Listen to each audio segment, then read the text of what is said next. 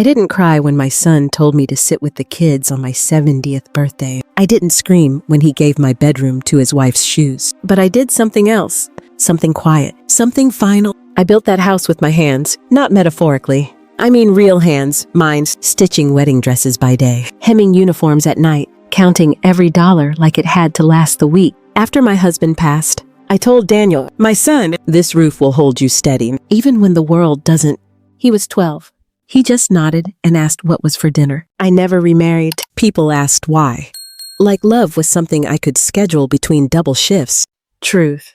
I didn't want to give any part of myself to anyone else. My whole life went to Daniel. Every birthday cake, every scraped knee, every school project I stayed up all night helping with, it wasn't duty. It was love. The kind you don't think twice about. The kind that made you feel proud just handing over the last bite of dinner. I remember one winter when we couldn't afford heating.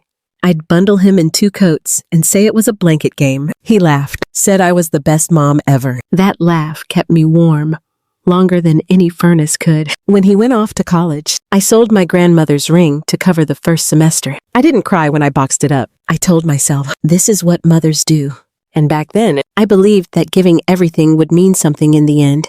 That one day, I'd be sitting at his table, surrounded by grandkids, and he'd toast to me, to Mom, who gave us everything. But that toast never came. And what I didn't know then was, the house I built brick by brick was slowly being emptied of memories, of meaning, of me. I had no idea that after 70 years of holding the house together, I'd soon be asked, politely, of course, to take the stairs down to the basement, out of sight, out of the way, where they thought I belonged. But not yet, not before one final, brutal birthday.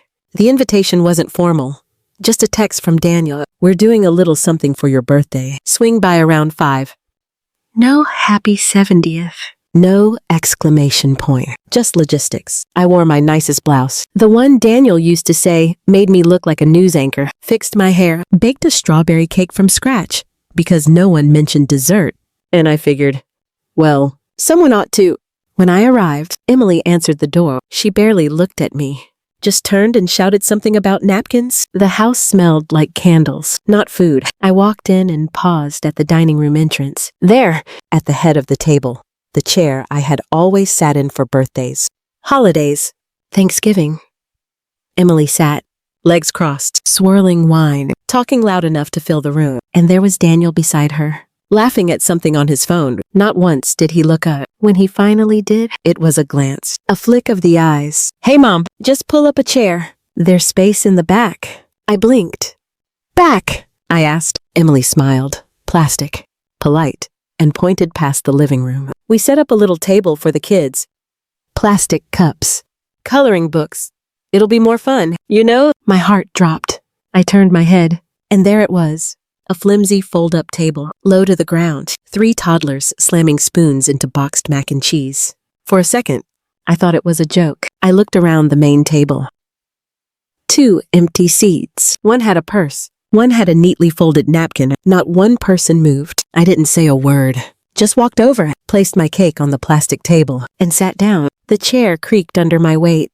It wasn't made for adults. Neither was that moment. Daniel raised a toast. Glasses clinking. To family, he said. But no one looked at me. Not even once. It's strange how your whole identity can shift in a second. I used to be the head of that table. Now I wasn't even mentioned in the toast. And listen, if you've ever had a moment where someone you raised made you feel invisible, please share it in the comments. Not because misery loves company, but because some truths are too heavy to carry alone. After the meal, I cleaned juice off my shoe with a napkin. No one saw, or if they did, no one cared. I picked at cold mashed potatoes while Emily talked about their upcoming trip to Mexico. They toasted. They laughed. They forgot I was there, but I didn't forget. I never would. I didn't say goodbye when I left that night. Didn't make a scene. Just picked up my untouched cake, slid it back into its container, and walked out. When I got home, I didn't cry. I didn't scream. I just stood in my kitchen, holding that cake like it was something sacred. I placed it in the fridge like maybe, just maybe, someone would come ask for a slice. No one did. The next morning, I stopped by Daniel's house to return a sweater Jason had left at my place. I knocked, then let myself in with the spare key, like I always had. The house was quiet. Emily and Jason were out. Daniel was upstairs on a call. I stepped into my old room, or what used to be mine. The bed was gone. So was the dresser. The rocking chair my husband bought when Jason was born. Nowhere. In its place, white shelves lined with handbags and heels, a vanity table lit like a stage mirror. The floral curtains I sewed were replaced with blackout shades. The photo of Daniel and me at his college graduation disappeared. I stood in the doorway, stunned. For a moment, I actually checked the hallway to make sure I hadn't walked into the wrong room. Daniel came up behind me, hands in his pockets, voice casual. "Oh, yeah. Emily needed more space. We figured, since you've got the basement now." I didn't speak. My mouth was dry. I just nodded like a guest, trying not to make it awkward. That night, I searched every drawer in the basement. The one where they said I could be comfortable. No photo albums, no quilt, no recipe book. Even the pillow I'd hand-stitched with Daniel's baby initials was missing. It hit me then. Not all at once, but like snow collecting on your shoulders. Silent. Heavy. Slow. I wasn't just being ignored. I was being erased. And the worst part, it was working. I started forgetting who I had been in that house. I began to ask myself if maybe I was too sensitive, too dramatic, too needy. But in my bones, I knew the truth. They weren't just taking space. They were rewriting the story of our family. Without me in it, I didn't tell anyone, not yet, because something had cracked. Not in rage, but in resolve. Something inside me had gone quiet. But it wasn't weak. It was waiting. I used to love rain, especially the sound of it hitting the roof. I paid off, shingle by shingle. But that night, the storm outside didn't calm me. It echoed something inside, loud but hollow. I sat in the basement, wrapped in a blanket that still smelled like mothballs and old memories, staring at the ceiling. I hadn't spoken to Daniel since the birthday dinner. He didn't call. Neither did Emily. Jason sent a scribbled thanks for the gift text, probably dictated. I looked around the basement.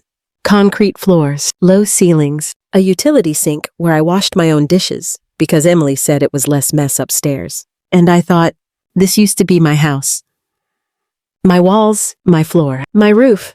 Now I was the basement guest in the home I built. I opened the drawer next to my cot, pulled out a small notebook where I kept important dates. Birthdays. Anniversaries. Daniel's first steps. First words. On the cover, I'd once written in blue ink, "This house is our story." But the story had changed. They weren't asking me to help anymore. They weren't even pretending to include me. They were writing a new version of our family. One where I was reduced to warm meals, babysitting shifts, and silence. That's when I remembered something my husband used to say. He'd look at the house, proud, and say, "If they ever forget who built this place, remind them," without a single word. I stood up, slowly. My knees cracked in protest. I walked to the closet where I kept my box of legal documents, deed papers, the original will. I opened it with steady hands. My fingers paused on the name printed there. Beneficiary. Daniel Ellison. I stared at it, not with anger, not even with grief. Just clarity. Daniel wasn't waiting to love me again. He was waiting to inherit. And that house? That house deserved to belong to someone who still knocked on my door, still asked how I was feeling, still saw me. Someone like Ava, my granddaughter. Sweet. Quiet. The only one who'd noticed I wasn't at the main table. The only one who came down after dinner and whispered, "Grandma, I saved you a brownie." That night, I packed the folder and placed it in my bag. The decision was made. I wouldn't fight for a seat at a table where no one set a place for me. I'd build a new table, even if only one chair sat at it, mine. The lawyer didn't ask many questions. He remembered me from a decade ago, when I'd first written the will, right after Daniel got his first job. Back when I believed gratitude was something that lasted longer than a thank you card, I sat across from him in a chair too big for the room, holding the folder like it was a shield. He glanced at the papers and looked up. "You sure about this?" I nodded. "Every page," I said. By the time I left his office, Daniel's name was gone. The house, the savings, the furniture, even the antique music box I'd brought from my mother's house in Ohio, all now belonged to Ava. Not today, not tomorrow. But when she was old enough to understand what it means to carry memory instead of entitlement, I didn't tell anyone, not even Ava. Not yet. This wasn't a declaration.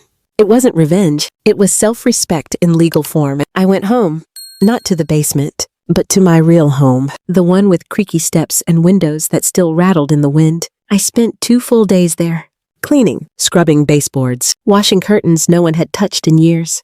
I unpacked the boxes I'd stored in the attic, photo albums no one asked about, a stack of Daniel's old drawings, a quilt I started the year he turned 10 and forgot to finish. I sat down and finished it that night. I made the bed with clean sheets, bought lavender for the windowsill, filled the pantry with soups I liked instead of snacks for others. There were no phones ringing, no footsteps above me, no doors opening without knocking, just silence. And for the first time, it didn't feel lonely. It felt like breathing. I didn't text Daniel. I didn't block him either. I didn't need to. I wasn't running. I was reclaiming quietly, on my terms. They could keep the basement. They could keep their laughter, their invitations I never received, because now I had the deed. And more importantly, I had myself again. It took Daniel 2 weeks to notice I was gone. I knew he'd call eventually, and when he did, his tone was light, casual, like nothing had happened. Hey, Mom, just wondering, are you still free to watch the kids next weekend? Emily and I are planning a cruise. 7 days. You'd have the house to yourself. I didn't answer right away, just stared out the window at the lavender blooming on my kitchen sill. Then I said one word. No. He paused, clearly caught off guard. Is everything okay? Everything's finally quiet, I said, then hung up. A few days later, they showed up. Daniel, Emily, and a man in a navy suit with a leather briefcase. I was home, awake, calm. I didn't open the door all the way. Just enough for Daniel to stammer through his opening line. We just wanted to check in, make sure everything's in order. You know, legally, I smiled politely. Everything's been in order since last month. Emily frowned. You didn't tell us. Wasn't required. The man with the briefcase cleared his throat, then stepped back when I said firmly, this house is no longer part of your future. It's already someone else's present. Daniel's face fell. You're cutting us off. I shook my head. No. I already did. You just didn't notice? Emily scoffed. This isn't fair. I looked her straight in the eye. Neither was the basement. They left soon after. No hugs, no apologies. And the silence they left behind, it didn't ache anymore. It echoed peace. Now, Ava visits every Sunday. She helps me in the herb garden. Sometimes we bake. She doesn't ask about the will, doesn't pry about the past. She just says, Grandma, sit at the head of the table.